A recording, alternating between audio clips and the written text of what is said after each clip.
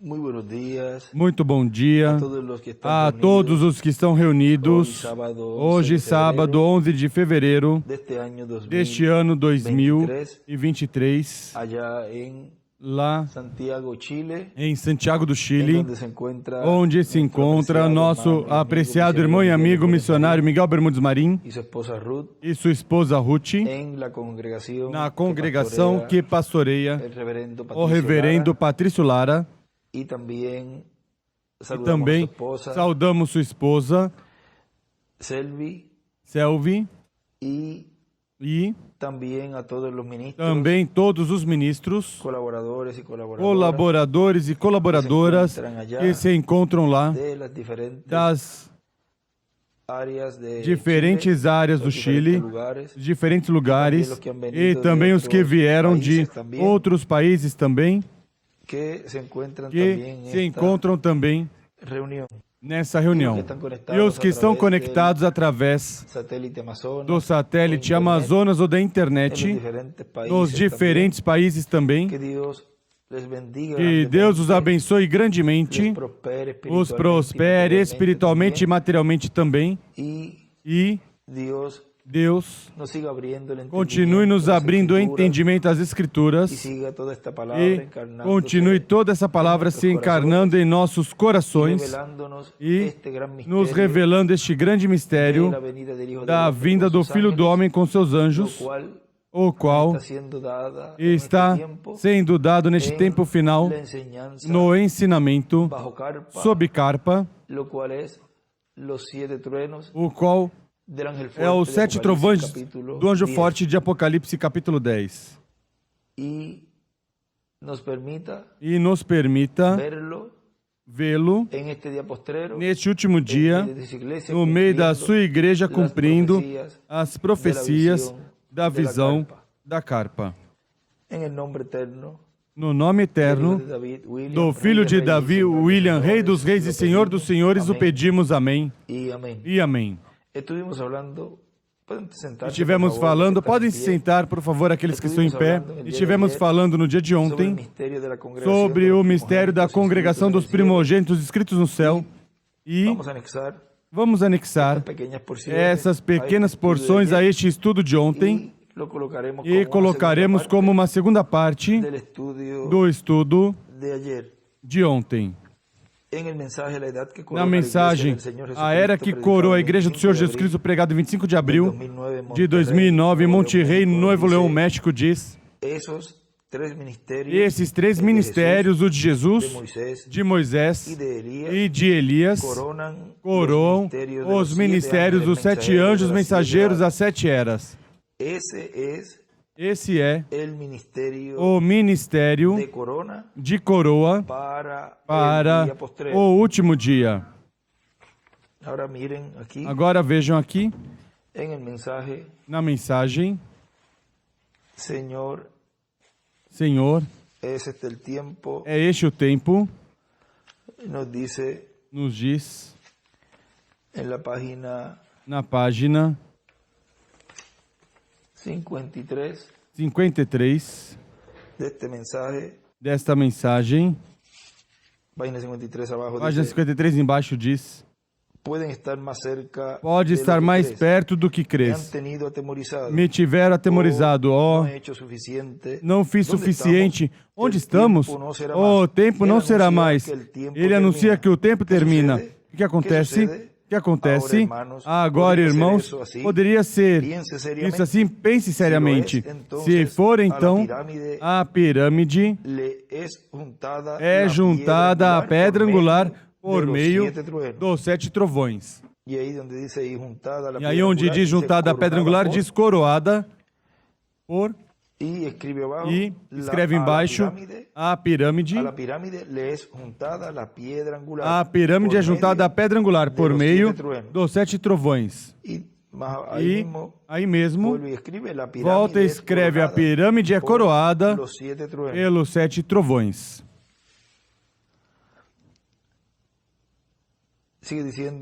Continua dizendo, o irmão William, é que quem opera os ministérios é o Espírito Santo. Quem operou os ministérios nos profetas do Antigo Testamento e também nos apóstolos e nos 7 anjos mensageiros. E ele pode operar qualquer ministério, porque onde o Espírito Santo estiver, estão todos os ministérios que ele opera. E para este tempo final, ele prometeu operar os ministérios de Jesus, de Elias e de Moisés. Agora vejam aqui, onde nos diz no livro de citações, na página 122, parágrafo 1088 diz: é o mesmo Messias agora, como naquele então, unicamente sem um corpo corporal aqui na terra. Ele escreve o Messias hoje. Ele mandou seu Espírito outra vez para usar o teu corpo e o meu. Você não poderá fazer isso. Nós sabemos pela Escritura que há um em uma geração. Vem vocês, mas você pode, mesmo assim pode crer e pode desempenhar outras coisas. E ele escreve aí, há um em uma geração. Vejam como ele ali nos diz que não é Jesus em seu corpo glorificado, quem está aqui no meio da Igreja do Senhor Jesus Cristo depois do dia de Pentecostes para cá, mas que o que está é seu Espírito. Ou seja, são, diz ali, é seu Espírito. Outra vez. Ou seja, e aí escreve, há um numa geração. E para a última geração, do último dia, nessa geração terá um. E por meio dele estará cumprindo tudo o que foi visto e mostrado no cumprimento da visão da carpa, cumprindo as profecias da visão da carpa, na vinda do Filho do Homem com seus anjos, e assim trazendo à igreja noiva a fé de rapto. Continua dizendo.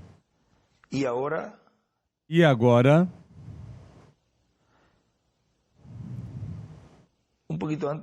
pouquinho antes, porque ele diz, vamos repetir outra vez isso, e ele pode operar qualquer ministério, porque onde estiver o Espírito Santo, porque onde o Espírito Santo estiver, estão todos os ministérios que ele opera. E para este tempo final, ele prometeu operar os ministérios de Jesus, de Elias e de Moisés. Porque será o Espírito Santo operando no meio da sua igreja e, consequentemente, poderá operar o ministério que lhe agrade operar no meio da sua igreja.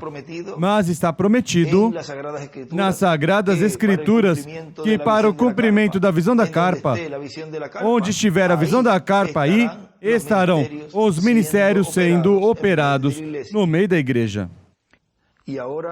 E agora, a era de coroa, a era que coroa a Igreja do Senhor Jesus Cristo, é a era da pedra angular. Por isso o reverendo William Branham disse, a era que vem, a era de coroa. E nos fala dessa era de coroa como a era da pedra angular. No livro de citações, na página 37,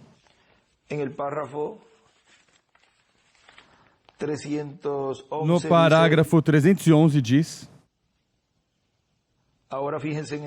agora notem, então a vinda do Senhor Jesus está tão perto à mão que o Espírito, desde aqui embaixo, somente apenas justificação, santificação, batismo do Espírito Santo, E agora há tempo da vinda da pedra angular. A igreja deve ser tão perfeitamente como Cristo, até que Cristo e a igreja possam se unir juntos o mesmo Espírito. Ele escreve a era da pedra angular, a vinda do Senhor, na parte de cima. Continua dizendo, e se o Espírito de Cristo está em você, te faz viver a vida de Cristo, atuar a vida de Cristo, fazer as obras de Cristo. Quem crer em mim, as obras que eu faço, também ele fará. Jesus disse isso, vem, agora temos um ministério chegando, que é exatamente como a vida de Cristo. O que identifica o ministério? A vinda do Senhor. Olha, a igreja luterana, sob justificação vindo, fresco do catolicismo. Olhe ela se movendo. Depois, olha Wesley chegando um pouco mais perto à santificação, descendo dentro das Escrituras. Olhe, justo no meio de Wesley, depois a coisa seguinte que veio era a era pentecostal, e a era pentecostal com a restauração dos dons, os dons espirituais agora. Olhe a era que vem agora, para cima, a pedra angular. E ele desenha uma pedra angular e a flecha para ela, e escreve pedra angular. Vem o que eu quero dizer? A vinda do Senhor, o manifestado. Deus em toda a criação espera que a igreja encontre seu lugar posicionalmente.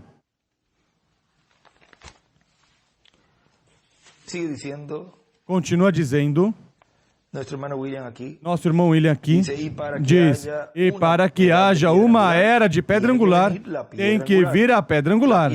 A pedra que Daniel viu que foi cortada do monte, não com mão humana, do monte de Deus, que é a igreja do Senhor Jesus Cristo. Porque não nos aproximamos do Monte Sinai, ao que se podia palpar, mas ao monte de Deus, a cidade do Deus vivo, Jerusalém é celestial. Diz ao monte de Sião, Hebreus 12, 22 ao 23.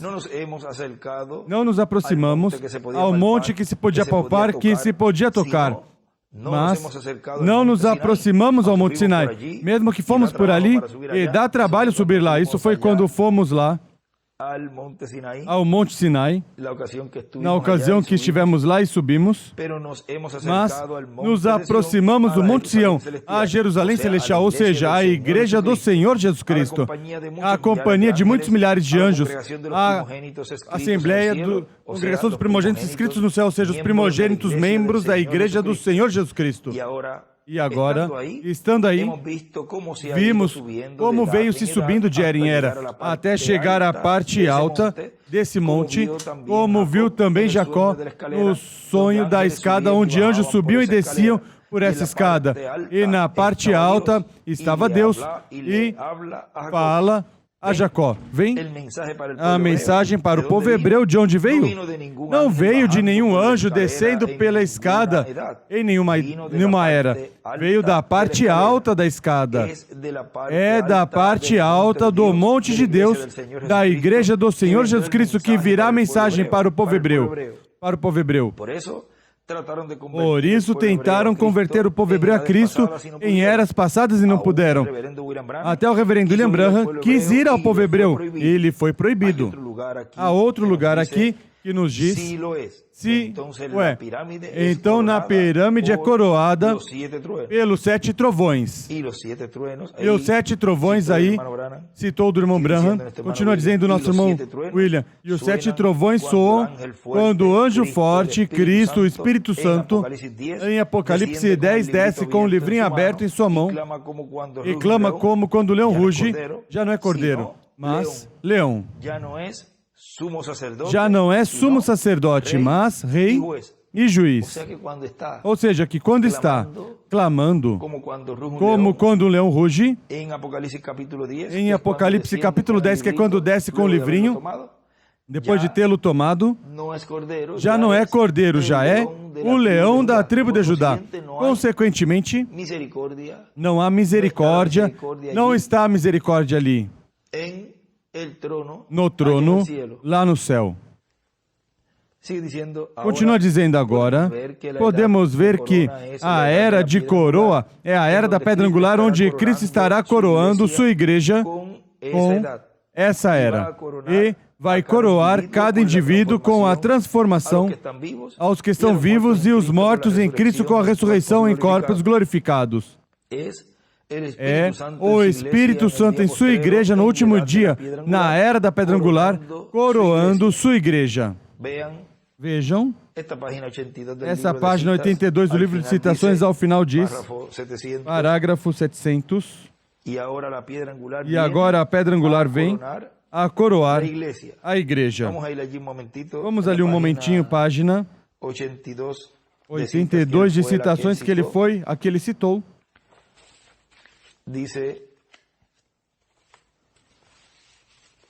Para ver ali o que ele escreveu, vamos ler a citação.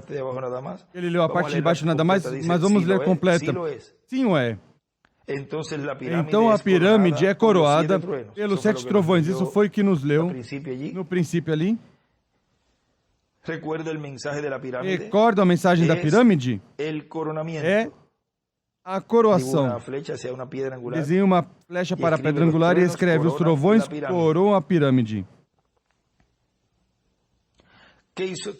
O que fez? O Espírito Santo coroou o indivíduo e o selou quando acrescentamos à nossa fé retidão e santidade e fé. Continuamos acrescentando até que tenhamos 7 coisas. E a sétima era amor. O qual é Deus? Assim é como Ele faz ao indivíduo. O coroa e o sela com o Espírito Santo. Então, sim, é assim. Ele tem 7 eras da igreja e ele teve 7 mistérios que foram soados e guerrearam por trazer de regresso. E agora a pedra angular vem coroar a igreja.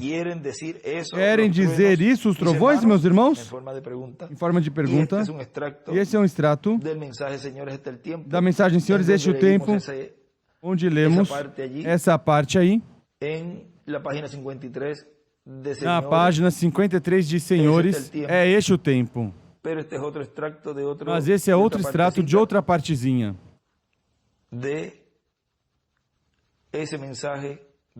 Dessa mensagem de Senhores, é este o tempo onde nos fala também ali, que são os trovões, ou seja, os 7 trovões que coroam a pirâmide.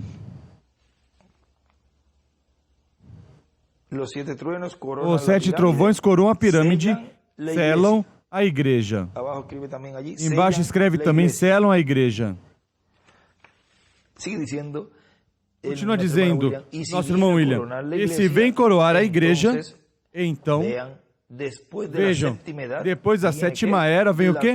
A coroa da igreja, que é a era da pedra angular, onde estará o Espírito Santo se manifestando, como fez em eras passadas por meio de cada mensageiro. Aí ele terá o mensageiro para se manifestar e realizar tudo o que ele tem para realizar. Onde? Na era da pedra angular. Ou seja, ele terá, diz aí, quando chegar esse momento.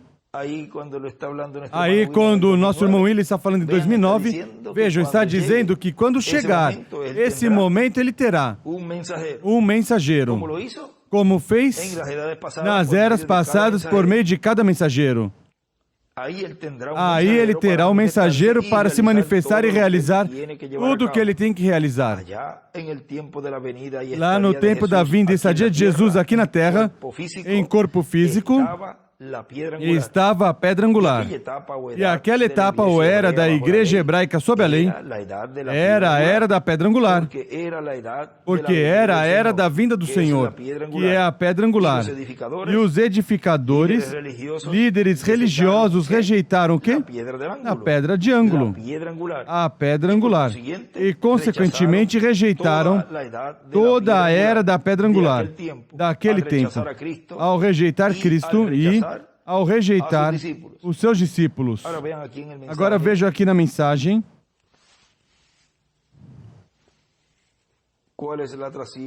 Qual é a atração no monte? Página 26 embaixo. Diz, está caindo juízo sobre a costa oeste. Como 2 dias depois disso, um terremoto quase afundou o Alasca. O que é essa luz na montanha do Sol? Desenha uma pirâmide, uma flecha para ali, as eras do Sol, lá no monte do entardecer no bosque coronado do Arizona. O que foi essa coisa estranha que aconteceu lá? E as pessoas estavam vindo viajando de leste a oeste, recolhendo pedras que caíram por ali ao redor, e cada rocha tinha nela 3 esquinas, 3 ângulos que tinham sido formadas. As 3 são uma. Elas permanecem sobre escritórios como pesos de papel por toda a nação. O que é essa coisa estranha sobre o monte do entardecer, no bosque coronado? E ele escreveu ali: Jesus, Elias e Moisés é a pedra angular.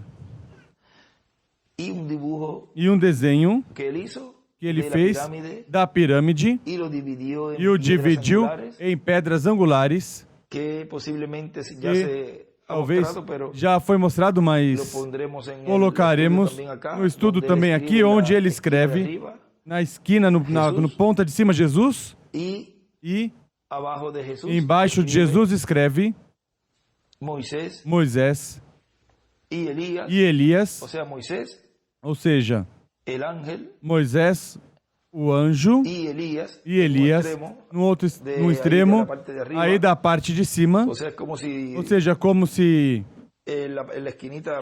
no cantinho, olhando de frente à foto, o desenho, na ponta, aí na ponta, em cima, na pirâmide de cima escreve Jesus, e na segunda parte, porque ele dividiu, vamos ver aqui, 1, 2, 3, 4, 5, 6, 7, 8.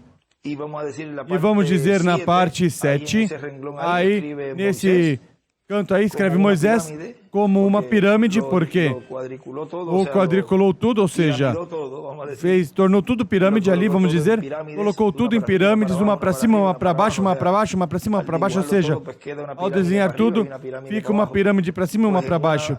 Pois, nessa parte número 7, aí escreveu Moisés na pirâmide do centro, porque nessa parte número 7, quando você desenha assim, em ângulo, saem 3, nessa parte número 7 saem 3 espaços de pirâmide pequenas, e escreve Moisés na primeira, o anjo na do centro, e Elias na da outra ponta. E por aí segue para baixo, por exemplo, na parte sexta, quinta, quarta, e aí para baixo, o divide em pirâmides também, e forma uma pirâmide com 8 etapas, e todas estão quadriculadas, ou seja, não sei como se diz assim, trianguladas, porque não são quadrados, são triângulos. E na parte das pontas de baixo, aí tem no extremo Moisés e no outro extremo Elias. E já tinha dito que na ponta de cima Jesus. Vejam como está aí os 3 picos, ou seja, o ministério triplo de Jesus, o qual vimos mostrado no Monte da Transfiguração, que estavam Jesus e Moisés e Elias de cada lado. E ali estava nos mostrando a ordem da sua vinda.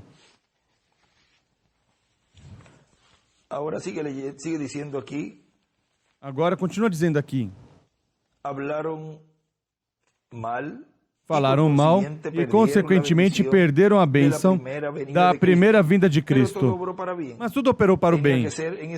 Tinha que ser nessa forma, pois Deus já tinha visto e tinha determinado que fosse dessa forma, para que o reino que o Messias tivesse não fosse um reino pecador, não fosse o reino dos gentios, o qual o diabo ofereceu lá em São Mateus capítulo 4 e também São Lucas capítulo 4. Agora vejam o que ocorreu no tempo da primeira vinda do Senhor, que aqui o irmão William nos diz que rejeitaram, consequentemente rejeitaram toda a era de pedra angular daquele tempo, ao rejeitar Cristo e rejeitar os seus discípulos. Falaram mal e, consequentemente, perderam a bênção da primogenitura, perderam a bênção da primeira vinda de Cristo. Mas tudo operou para o bem, tinha que ser dessa forma, pois Deus já tinha visto e tinha determinado que fosse dessa forma, para que o reino que o Messias tivesse não fosse um reino pecador. Agora vejo que na segunda vinda do Senhor, isso ocorreu lá no meio do povo hebreu e no meio dos gentios, também será da mesma forma. Ou seja, que os gentios, somente o grupo dos escolhidos o receberá. E haverá também oportunidade para as fátuas, mas notem que assim como no meio do povo hebreu somente seus discípulos o receberam, e depois no dia de Pentecostes 120, e também depois mais adiante, porque ali entraram, depois dessa pregação que Pedro deu ali, entraram umas 3.000 pessoas e depois outra certa quantidade, ou seja, que começou essa obra do Espírito Santo por meio dos apóstolos. Mas vejam como na primeira vinda do Senhor não podiam recebê-lo, porque senão teria sido um reino pecador. Como diz ali nosso irmão William. E assim é em sua segunda vinda. Ou seja que vejam, há uma mensagem também que nos fala, que foi pregado em 2 de abril de 1978. Já lemos alguns extratos dessa mensagem, titulado A Ordem do Rapto. Mas vejam, uma porção aqui diz assim que não tinham uma boa opinião de Jesus. Em todos os aspectos da vida, a opinião que tinham de Jesus era uma opinião má. Como ministro, tinham uma opinião muito má dele. Como profeta, uma opinião muito má dele. Como mestre, uma opinião muito má dele. Mesmo que não podiam fazer frente, mas tinham uma má opinião, que falavam mal dele. Economicamente, tinham uma má opinião dele. Imagine, quando necessitou dinheiro, teve que dizer, vai e atira o anzol para que consigas algo ali. Está na boca de um peixe. No social, não tinham muito boa opinião dele. Imaginem, no social, que boa opinião podiam ter dele. E como ministro, que boa opinião podiam ter dele? Quando ele disse na cara aos líderes daquele tempo, geração de víboras, serpentes. A opinião de toda pessoa culta é que um ministro que quer ensinar e trazer a verdade, uma mensagem da parte de Deus, pois deve ganhar as pessoas com carinho e falar bonito e passar a mão para ganhar as pessoas. E não ofendê-los, porque se ofende, então não vão escutar. Assim que qualquer pessoa que aplicasse isso a Jesus tinha que dizer que não tinha respeito, que era um indisciplinado, que era um sem respeito, que era um malcriado, que era um rebelde. Assim que vejam todas as coisas más que podiam falar dele. Agora de Caifás e Anás e o sumo pontífice, dele sim podiam falar bem. Veja, assim também. É neste tempo. Mas Deus é quem fala de nós. E o que Deus diz de você e de mim é o que vale. Não o que fulano ou ciclano diga de você. É o que Deus disse de nós. Isso é o que tem valor. E se Deus disse de Caifás, parede embranquecida, isso foi o que disse Jesus, não é? Então, deram uma bofetada em Jesus por dizer isso. E parece que foi ali quando estava no juízo. Ou seja, vejam como Jesus, como dizemos aqui, falava na cara e dizia paredes embranquecidas e todas as coisas que eles eram, que eram filhos de Beelzebú, que eram filhos do maligno. Ou seja, tudo isso também ele dizia na cara.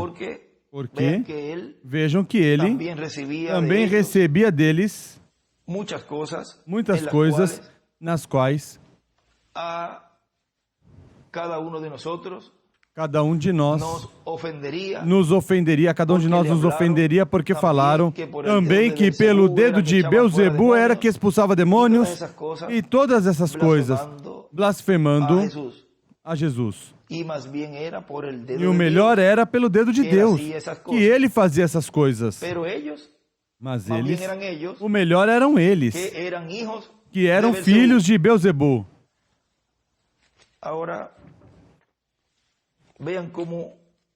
Agora vejam como ele não titubeou em dizer as coisas a eles na cara, como também não João Batista.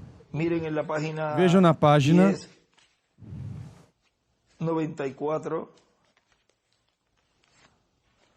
1094, parágrafo 1094 do livro de citações, que é a página 122 e 123.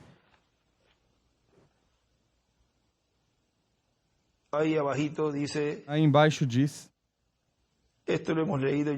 essa já lemos em outras ocasiões, quando o irmão Branham dizia, no princípio, quando ele diz que ele dizia, mas vocês querem me dizer que Deus faz isso de propósito? Seguramente que sim. Ele faz assim. Ele disse quando tinha milhares ao redor dele, e aí citava ou falava certas coisas, como quem não comer minha carne e beber meu sangue não tem vida permanecente em si, ou seja, falava certas coisas para que fossem os que tinham que ir. E aí dizem, diz o irmão Branham, diz, mas isso é feito de propósito, tem que ser assim. Agora vejam que somente um grupo, de todo esse grupo, somente 11 soube, porque vejam, embaixo nesse mesmo parágrafo diz, o que podiam fazer? Ir.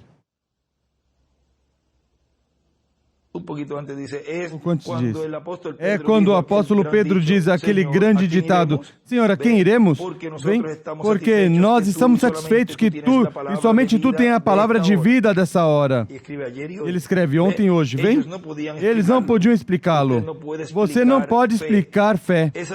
É algo que você crê e está tão sólido que não há nada mais que possa tomar seu lugar. De maneira que eles sabiam que ele...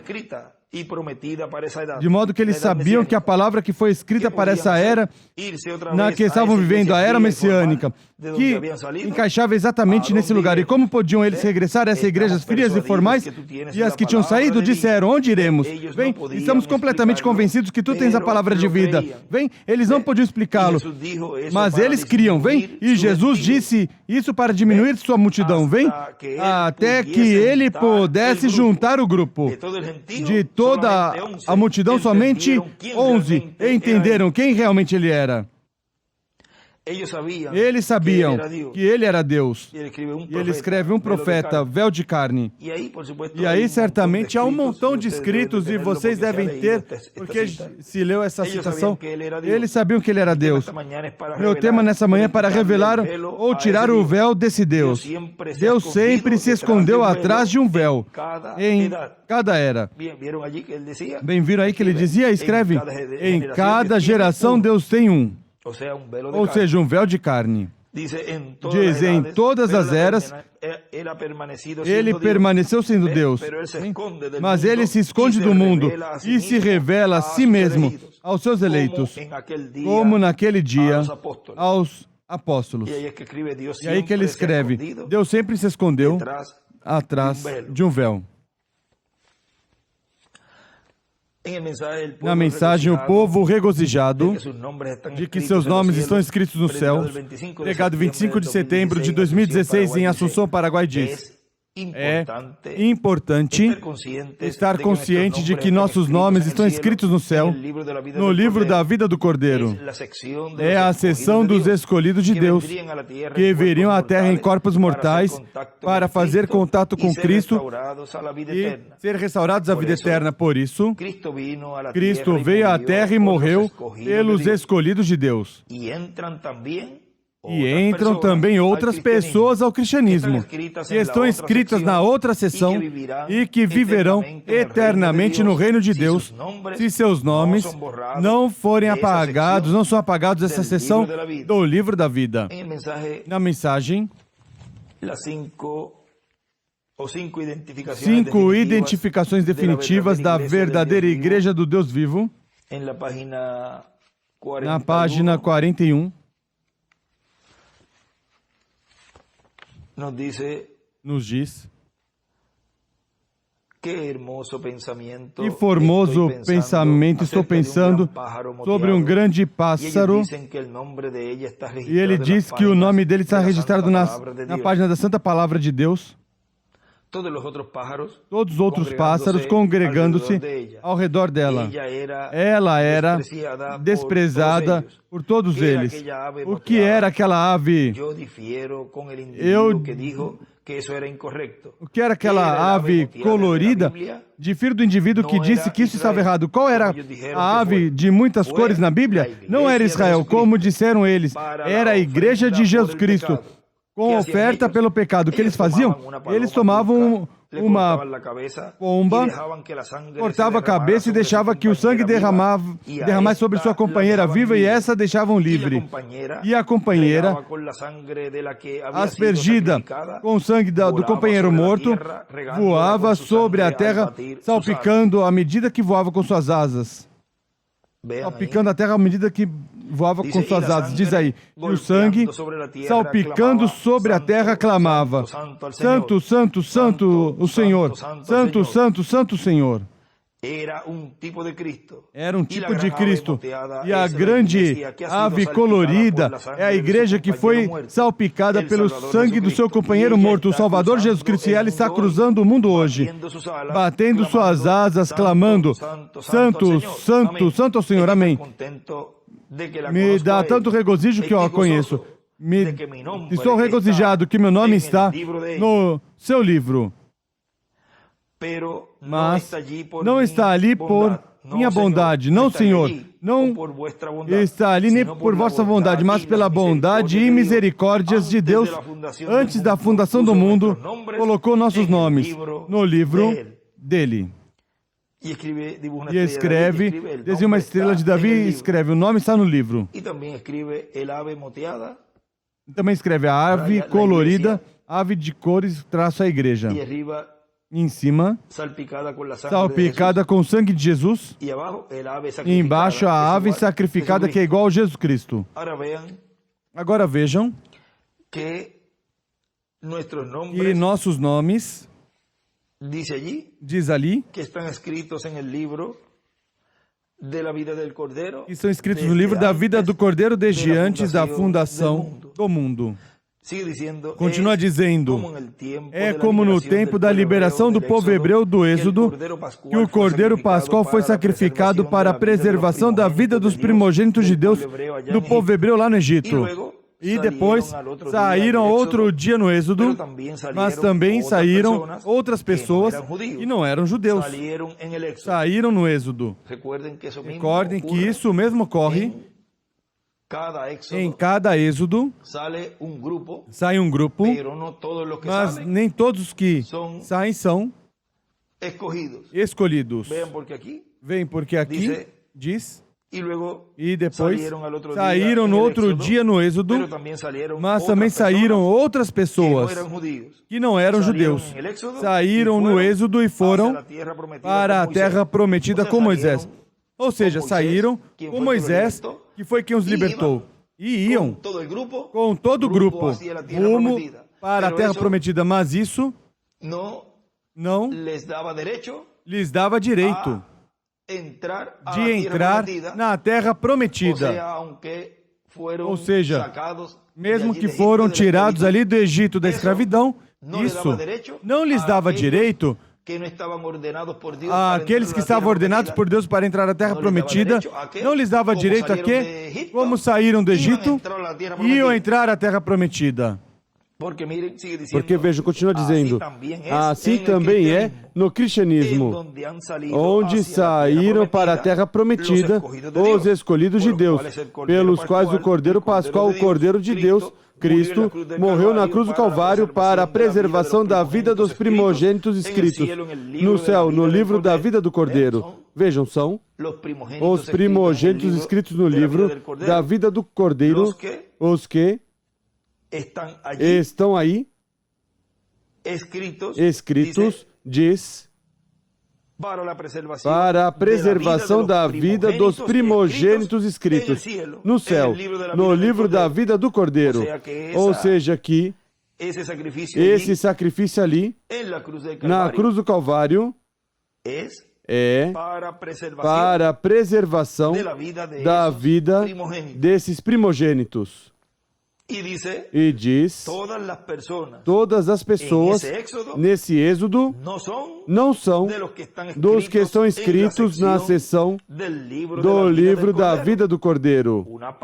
Uma parte estão escritos nessa seção e outra parte estão escritos na seção chamada o livro da vida.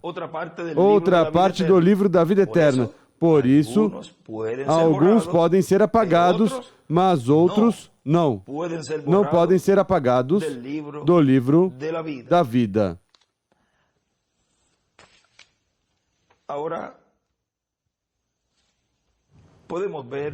Agora podemos ver aqui também na mensagem o livro selado com 7 selos, pregado em 21 de fevereiro de 2016, diz: o livro dos 7 selos, ou selado com 7 selos, é o livro da vida do Cordeiro, onde são escritos os nomes de todos os crentes em Cristo que formariam sua igreja, são escritos desde antes da fundação do mundo.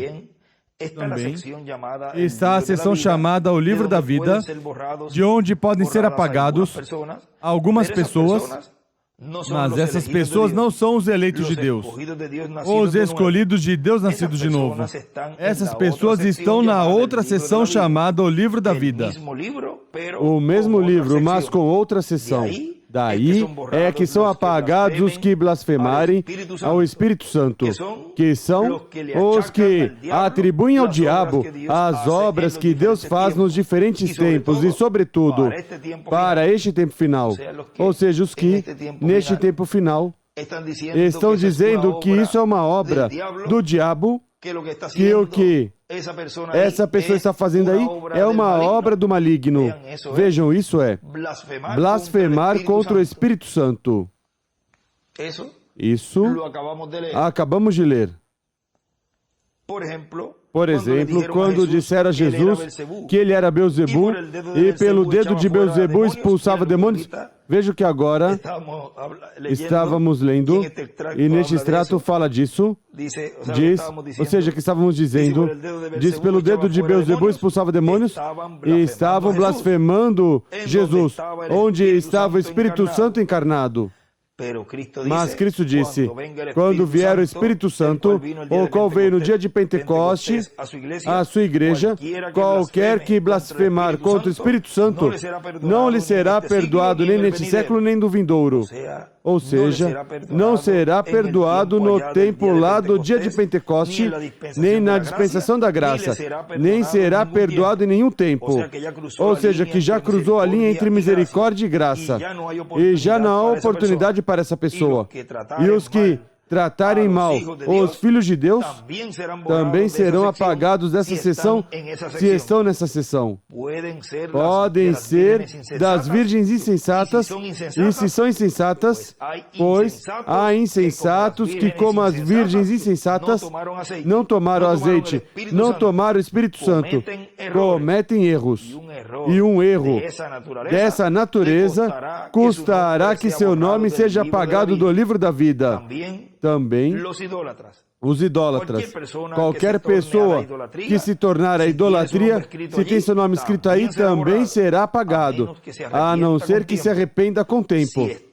Se está na idolatria e vem aos pés de Cristo, então adquire misericórdia, mesmo que vier a pertencer à seção das virgens insensatas no livro da vida. Vejam. Aí nos mostra que um escolhido não vai se tornar a idolatria.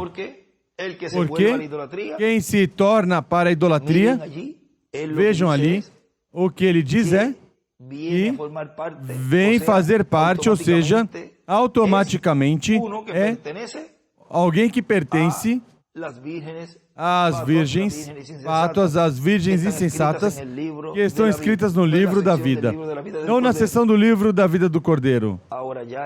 Agora, esse tempo, para que isso ocorra, já passou. Isso está falando em 2016, que ainda havia tempo.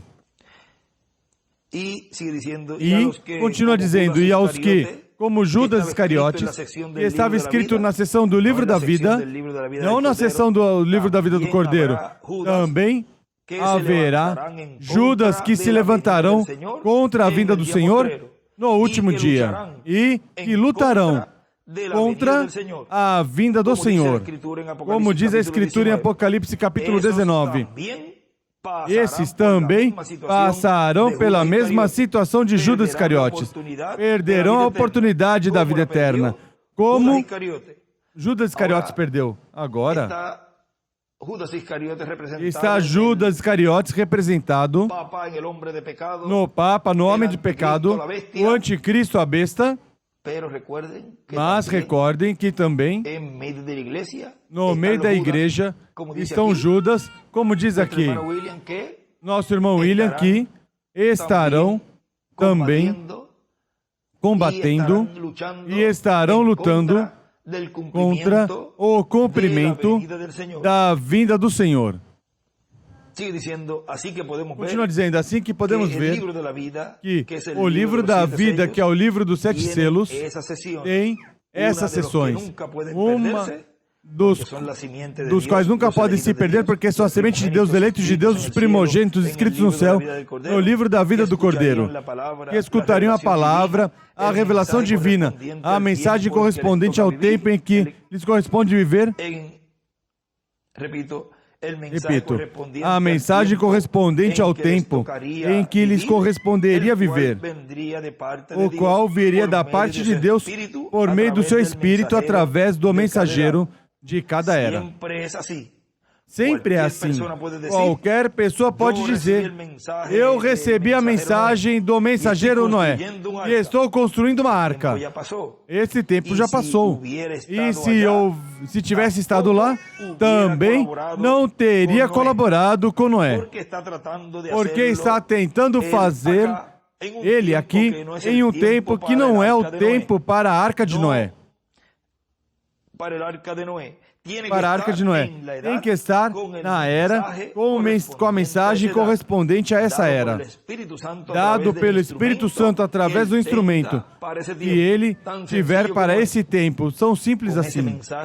Com essa mensagem, Deus abrirá as Escrituras e o entendimento para compreender, e poderá escutar em seus corações e em seus ouvidos as palavras que Jesus disse a Pedro: não te revelou carne nem sangue, mas meu Pai, que está nos céus. Mateus 16 ao 17. Vejam que assim é neste tempo final. Não o revelou carne nem sangue. Não revelou a você o mistério da segunda vinda do Senhor neste tempo final, no cumprimento da vinda do Filho do Homem com seus anjos. Não te revelou carne e sangue.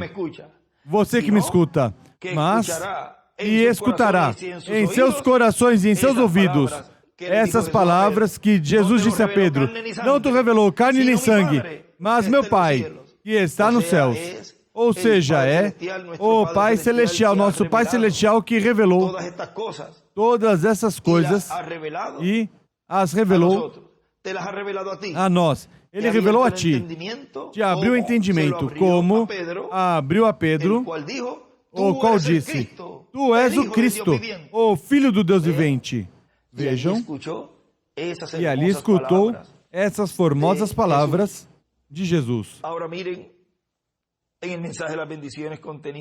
Agora vejam na mensagem as bênçãos contidas na bênção da primogenitura, pregado em 4 de setembro de 2016 aqui em Caí, Porto Rico. Diz: portanto, estejamos preparados esperando essa manifestação das bênçãos da primogenitura correspondentes a este tempo final, para receber a fé, para ser transformados e levados com Cristo à ceia das bodas do Cordeiro, as bênçãos contidas na primogenitura. Todas as bênçãos que foram faladas lá por Moisés e depois por Josué. Vejam que se foi Moisés, mas depois ficou Josué, para continuar falando sobre o povo. E depois por Josué, e são contidas para os crentes em Cristo, os primogênitos escritos no céu, no livro da vida do Cordeiro. Portanto, a adoção ou redenção do nosso corpo está dentro das promessas, das bênçãos contidas na primogenitura, bênçãos do céu e bênçãos da terra para todos os crentes em Cristo, nascidos no corpo místico de Cristo, nosso Salvador. Assim que vimos essa bênção da primogenitura neste tema que temos aqui, que foi o que escutamos ontem. Estamos anexando essa partezinha aqui como parte 2 do estudo de ontem, o mistério da congregação dos primogênitos inscritos no céu. E lemos também este escrito também do nosso irmão William, que já tínhamos lido há vários meses, creio que foi em 2022, por aí, por março ou abril, que diz: o ministério de Moisés e Elias obtém os direitos que perdeu Adão.